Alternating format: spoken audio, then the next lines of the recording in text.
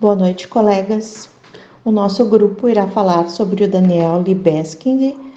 O arquiteto nasceu em 1946 na Polônia, de origem judaica, viveu na Alemanha até seus 11 anos.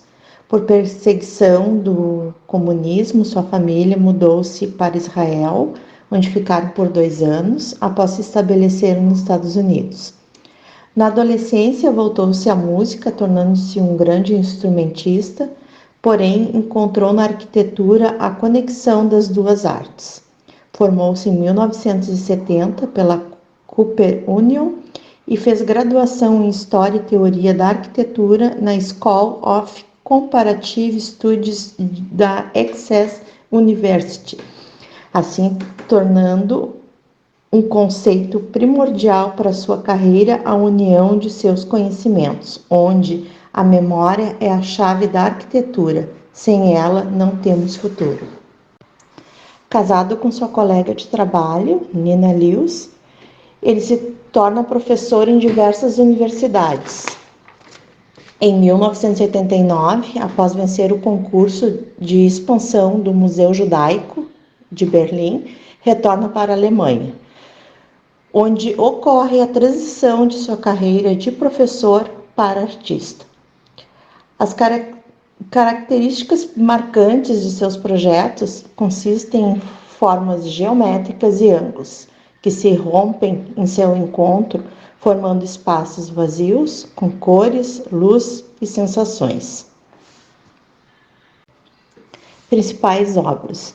Iniciamos em uma mais atual para pontuar de uma forma que evidencie seu conceito do início da carreira até hoje. Projetado para a empresa Vanke chinesa na Expo Milão de 2015, onde o contexto principal era alimentar o planeta, energia para a vida, o arquiteto representou intencionalmente a arquitetura de uma forma artística em um contexto de ideia original que existe em todos os seus projetos. Neste caso, o dragão, cultura chinesa, é relacionado à agricultura, revestido por placas metálicas vermelhas em forma sinuosa, lembrando literalmente a pele de um dragão. A estrutura dinâmica representa o crescimento e resistência do povo chinês. Bom, eu vou falar sobre o Museu Judaico de Berlim. Esse projeto foi inaugurado em 2001 e ao longo da sua edificação a gente percebe um destaque nas janelas porque elas possuem um recorte irregular. Ele se baseia em duas estruturas lineares que, quando combinadas, formam o corpo do edifício. A sua primeira linha demonstra várias torções, enquanto a segunda se rompe através de todo o museu. Vemos na imagem acima, o edifício tem a forma de um zigue-zague. Essa estrutura se forma mediante o processo de conexão das linhas e dos seus eventos históricos, que resulta na estrutura do edifício.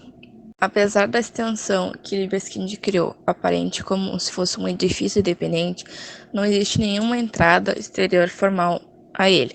É preciso entrar pelo edifício do outro museu barroco, que mostra ali na imagem.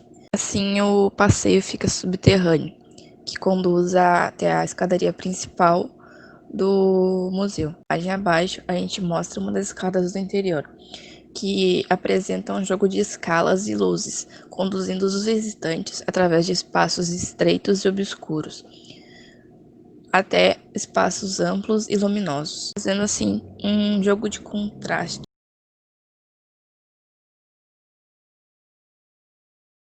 No seu interior, há 6 vazios que correm verticalmente através do edifício. As suas paredes são de concreto, e assim como a torre do holocausto não contam com calefação ou condicionamento de ar, em grande parte não tem luz. Como pode ver na imagem, é bem escuro lá dentro. Ali embaixo mostra uma das obras que é apresentada, que é o vazio da memória, que é a instalação Shalechet de Menachem Kadishman. Essa obra é composta por milhares de rostos de barro que emitem um ruído quando as pessoas passam sobre, criando um assustador eco através do vazio.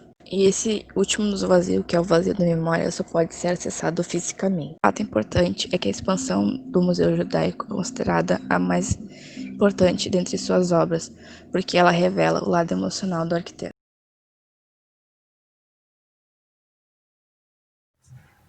Bom, Museu de História Militar de Dresden.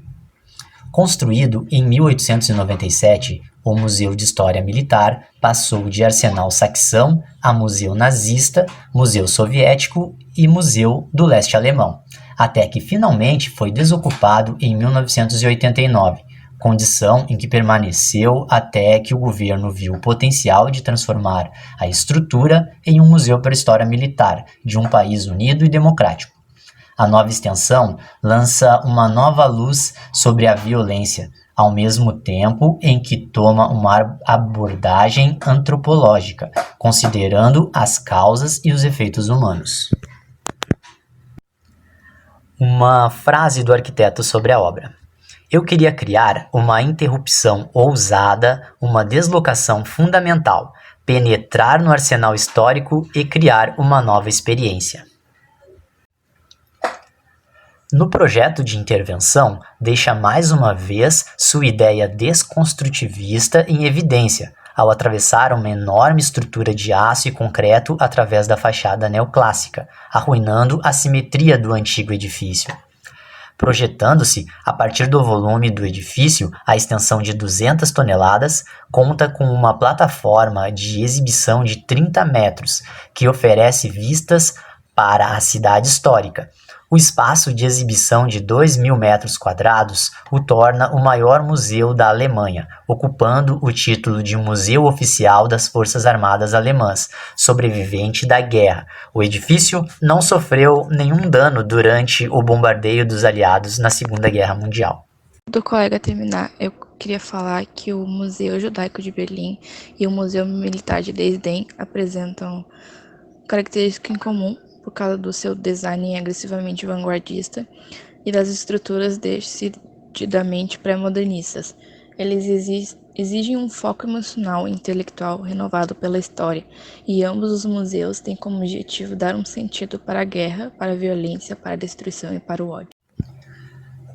Bom, ele teve várias outras obras expressivas, mas uma assim que eu acho que vale a pena lembrar é que ele é o arquiteto do One World Trade Center, que é o prédio que ficou no lugar das Torres Gêmeas, né, do 11 de setembro, lá em Manhattan.